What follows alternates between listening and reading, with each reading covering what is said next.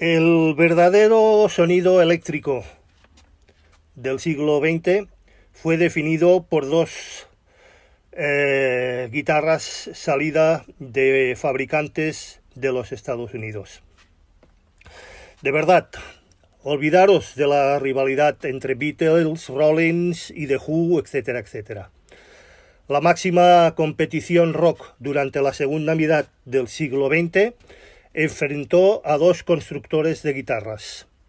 Leo Fender, California, 1909-1991, era sencillamente un inventor obsesivo, carente de sensibilidad para la música. Les Paul, Wisconsin, 1915, Nueva York, 2009, ejercía de showman. Combinaba su faceta de virtuoso con una auténtica vocación de manitas. En un libro reciente, El nacimiento del ruido, Neosound, de Ian S. Port, detalla cómo ambos hombres posibilitaron la expansión creativa del rock. Aunque conservadores en sus gustos, eso fuera lo último que desearan. Las fuerzas económicas interactuaron con la tecnología tras la Segunda Guerra Mundial. Se disgregaron muchas big bands, reemplazadas por combos más bien pequeños y económicos, que para hacerse oír necesitaban amplificación y tal vez nuevos tipos de instrumentos. La guitarra eléctrica, por ejemplo, sufría entonces por su débil sonido y una enojosa tendencia al feedback, lo que se llama retroalimentación. Se trataba de aparatosos descendientes de la guitarra clásica acústica, con caja hueca y un sonido captado por simples pastillas. Cada uno por su cuenta, los estadounidenses Leo Fender y Les Paul decidieron que la solución era una guitarra de madera maciza, capaz de generar una señal limpia y penetrante. El autor de El nacimiento del ruido despeja las nieblas que rodean estos primeros pasos. Así, Les Paul se atribuía el papel de pionero en 1940 con el tronco, un tablón de madera de pino al que añadió un mástil, cuerdas y una pastilla. Funcionaba, pero también estuvo a punto de electrocutarse cuando presentó su invento a la Gibson Guitar Corporation. Se rieron de él. En verdad, la gran aportación técnica de Les Paul fue la grabación multipista, base de todo el arte moderno de hacer discos. En 1949, su amigo Bing Crosby le regaló un magnetofón Ampex, que una vez modificado le permitía sincronizar distintas capas de sonido o pistas. Su guitarra, a veces acelerada o alterada, evocaba un mundo raro, entre fino y reluciente. Con su voz y la guitarra de su esposa Mary Ford, consiguieron canciones como How High the Moon en 1951 o la archiconocida Vaya con Dios de 1952, convirtiendo en figura popular a Les Paul, el cual volvió a las oficinas de Gibson y llegó a un acuerdo.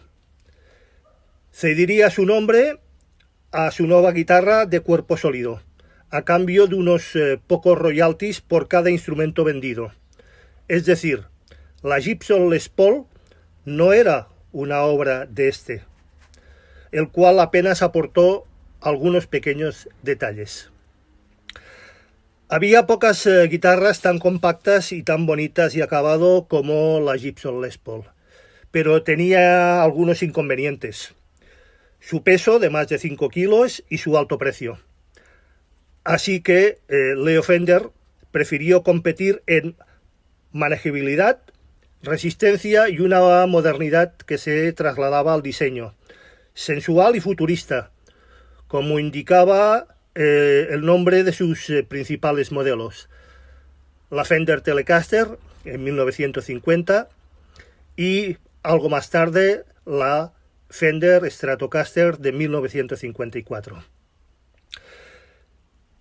Mientras una Les Paul sugería estatus, una Fender transmitía informalidad californiana. En realidad, la Fender era deudora de una guitarra esbozada por el músico de country Merle Travis y materializada por el artesano Phil Brooksby, que poco después crearía el brazo de vibrato.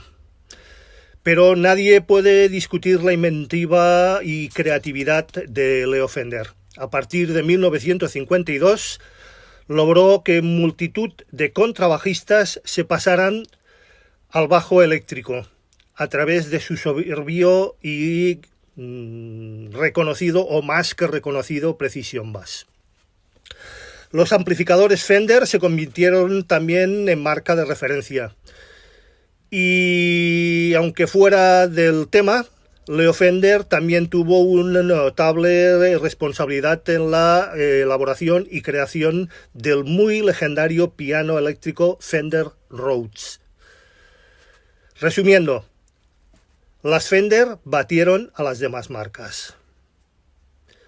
Pensadas originariamente para músicos vaqueros y en la onda de Buck Owens, se acoplaron también al rock and roll, Buddy Holly, y al surf, de Dick Dale, a través de las composiciones de los legendarios Beach Boys. Pero como suelen decir, la risa va por barrios, y a mediados de los 70, tras la adopción del blues urbano por parte de Eric Clapton, Mike Bloomfield y otros guitarristas, la Gibson Les Paul se revalorizó, con su sonido denso y su tono carnoso. De hecho, se podría afirmar que la Fender fue salvada por el prodigioso Jimi Hendrix, que usando abundantes pedales de efectos, creó un arcoíris de sonido que Leo Fender nunca hubiera podido imaginar. Todos estos músicos aparecen en el libro de Ian S. Port, que evita así ser de una manera crónica y hace mención a los altibajos de los dos emprendedores, como he dicho, excéntricos, Les Paul y Leo Fender. Aunque no faltan las historias ejemplares que recuerdan los patinazos de empresas grandes y pequeñas, Leo Fender, ignorante del boom de los grupos, tenía que se acercaba el punto de saturación de mercado. Frágil de salud, vendió sus fábricas al imperio CBS, una multinacional que en unos años hundió la calidad de los productos Fender.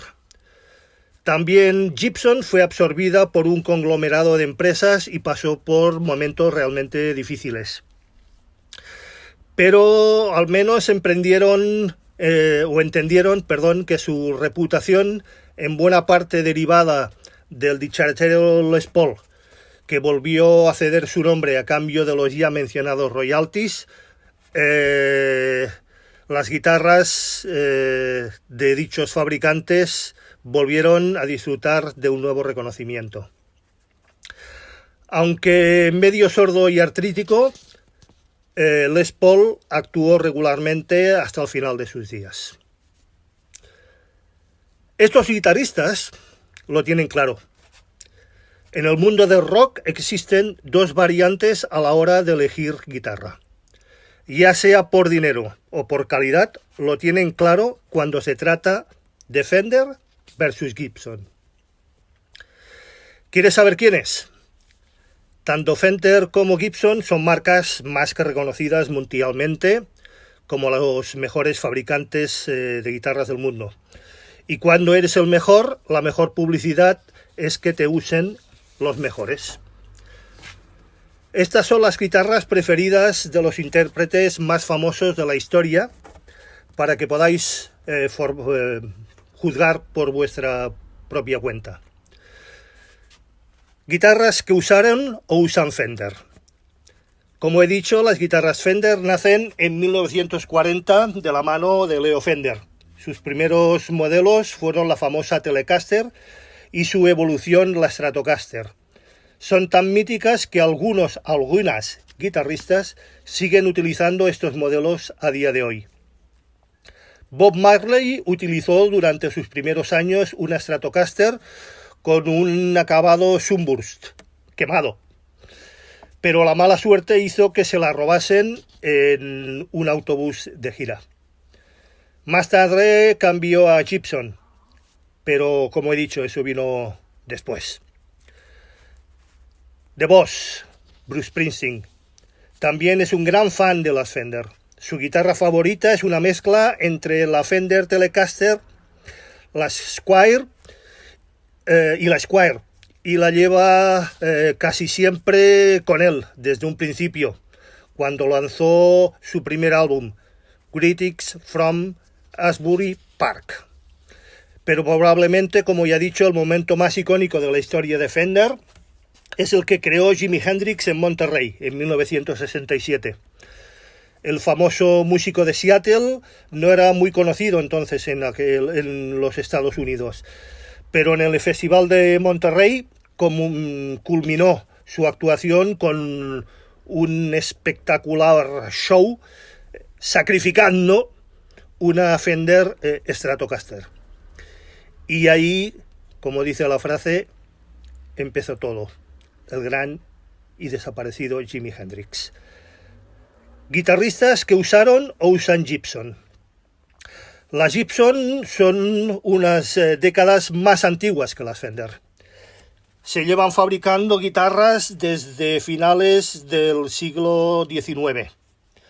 Muchas de las innovaciones en este terreno se las debemos a esta marca. Su modelo insignia, la Les Paul, que a pesar de ser una de las más caras del mercado, es la favorita también de un montón de famosos.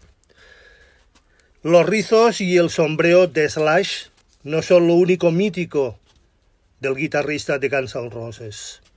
Su guitarra Gibson Les Paul le ha seguido durante años y se ha convertido en un símbolo de dicho guitarrista. Eric Clapton, también conocido con el mote Slow Hand, traducido mano lenta, pero no es por lo que piensan muchos, sino porque en aquel entonces tardaba mucho en cambiar las cuerdas cuando se le rompían, sobre todo en sus actuaciones en directo. En su trayectoria ha utilizado varios modelos de guitarra Gibson, pero como he dicho, en todas se le rompían las cuerdas. Más tarde se pasaría a Fender, con entre otras sus históricas Blackies. El grupo más influyente de la historia de la música, The Beatles, fue la mejor publicidad para Gibson. La guitarra más cara jamás vendida fue la Gibson que John Lennon perdió en el 73 y que apareció y fue subastada 52 años después por 2,4 millones de dólares. ¿Alguien da más por una guitarra? Cabe destacar, al menos por mi parte, al badaloní y también afincado en México, Pere Soto, quien forma parte del selecto grupo de virtuosos guitarristas zurdos a nivel mundial, apareciendo en un capítulo de los libros Uncommon Sound, The Left-Handed Guitar Players, That Changed Music, volumen 1 y 2, dedicados explícitamente a estos mencionados guitarristas zurdos, y al cual me une una vieja y más que agradable amistad. Como anécdota mencionar que fuimos juntos a que Perasoto adquiriera su primera guitarra Les Paul en la mítica tienda de Barcelona New Phono. Otra histórica Gibson con historia es Lucy, la guitarra Les Paul que Eric Clapton le regaló a George Harrison en 1968. Esta había pertenecido ya a los guitarristas John Sebastian y Rick Derringer. Harrison tuvo también la mala suerte de que se la robaran, pero esta, a diferencia de lo mencionado anteriormente, fue recuperada por Harrison algunos años después. Otras legendarias son las Lucille, las diferentes Les Pauls utilizadas por B.B. King a lo largo de su larga y dilatada trayectoria. ¿Pero qué diferencia una guitarra Gibson de una Fender? Desde hace varias décadas, Gibson y Fender han sido marcas mundialmente reconocidas en la fabricación de guitarras. El estilo de construcción en cada una de estas marcas ha sido emulado por otros fabricantes, llegando al punto en que podemos actualmente dividir las guitarras de hoy en día en dos categorías, las tipo Gibson o las tipo Fender. Aparte de lo evidente de las formas y colores, existen muchos otros factores que marcan la diferencia entre estos dos instrumentos: electrónico, maderas, construcción y hardware. Todos estos elementos hacen que cada marca tenga un sonido propio. Como es lógico, cada marca tiene sus defensores y sus detractores. El objetivo siguiente no es más que no es decir cuál es mejor o cuál es peor, sino sencillamente ver por qué son tan diferentes. En construcción, tomaremos como referencia los modelos básicos de estas dos marcas. En las guitarras Gibson se usa un sistema conocido como set neck, en donde el brazo está unido al cuerpo por un herraje, similar a lo que sucede en las guitarras acústicas. Este tipo de construcción da una mejor resonancia a la guitarra, pero sin embargo, en el momento de tener que reemplazar el brazo o mástil, el procedimiento puede ser un poco complicado y complejo. En las guitarras Fender el sistema usado es el bolt-on o atornillado. Ese sistema tiene una transmisión de frecuencias bajas y por eso la resonancia en ese aspecto es inferior. Y en caso de dañarse el mástil se reemplaza la pieza, incluso pudiéndolo hacer una persona prácticamente sin experiencia. Sin embargo, el truco consiste en que absolutamente nada de aire en la unión pueda reducir de forma drástica la transmisión de sonido entre el brazo y el cuerpo. Bueno, decir cuál es mejor se traduce en el sonido. Las maderas. Las guitarras Gibson están construidas en madera de caoba. Esta madera es pesada, le da una coloración grave al sonido y da mucha resonancia a la guitarra, debido al peso de este tipo de madera. Gibson ha venido usando el sistema Rate Relief, con el que se busca reducir el peso de los instrumentos. Fender, en cambio, usa madera de aliso. Esta madera es algo más liviana que la caoba y su resonancia es menor. La respuesta en frecuencias es más pareja y no tan marcada como en el caso de la caoba utilizada por Gibson. Podríamos decir que tiene un color más neutro, un sonido más neutro. Leo Fender no usa el sistema Weight Relief. En todas las guitarras Gibson vamos a encontrar capa de palo de rosa para el diapasón. En algunos modelos Fender estos no lo usan. Hardware.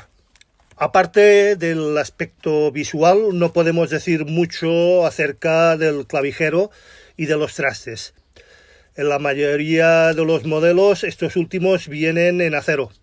porque su duración es superior. Es posible encontrar algunos modelos con trastes en níquel, que dan un color más dulce, pero su desgaste es superior. Es en los puentes donde vemos una diferencia importante entre las dos guitarras. Gibson usa un puente tipo Tom, Tune-on-Matic. Este tipo de puente tiene poco contacto con el instrumento y aún así logra una transmisión del sonido y una resonancia importante. Tanto que Gibson lo considera uno de los elementos clave en el sustain logrado por sus guitarras. El tail pace puede cambiarse, pero conseguir un sonido diferente puede hacerse utilizando acero, níquel o en algunos casos incluso plata u oro.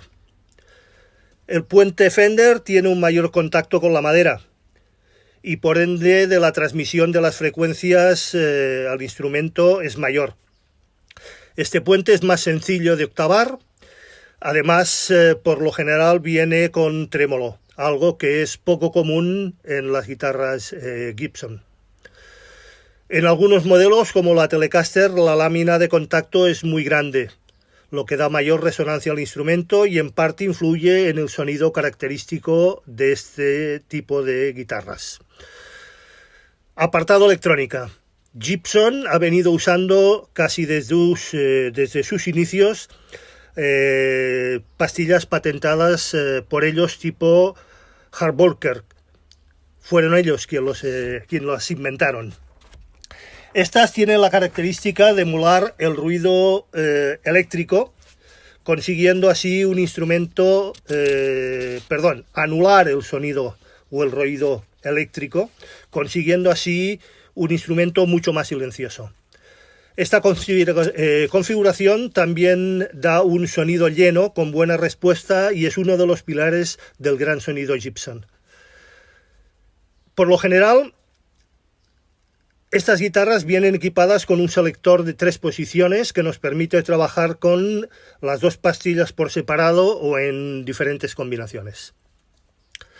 En cambio, las guitarras Fender por lo general vienen equipadas con 3 pastillas del tipo single coil. Estas producen un poco más de ruido, en particular cuando se usan con altas ganancias. Son el pilar, por supuesto, del sonido brillante Fender, ese sonido que enamora a algunos y que otros no soportan, entre ellos yo.